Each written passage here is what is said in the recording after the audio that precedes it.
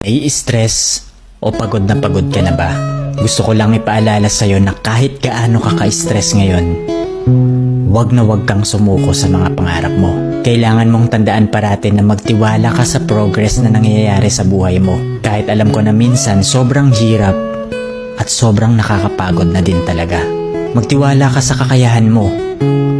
Ang dami mo nang nalagpasan na mga malalaking problema dati. Ngayon ka pa ba susuko? Patuloy ka lang na lumaban. Yung pakiramdam mo ngayon na nahuhuli ka na sa buhay, siguro dahil nakikita mo yung mga kakilala mo o yung mga kaibigan mo, pakonti-konti may na-achieve na sila. Parati mong tandaan na lahat tayo ay may kanya-kanyang timeline sa buhay. Hindi ka nahuhuli at hindi ka rin naman nauuna. Kung nasaan ka man ngayon sa buhay mo, yan ang lesson at experience na kailangan mong pagdaanan ngayon. Lahat tayo ay may sariling kwento sa buhay na makaka-inspire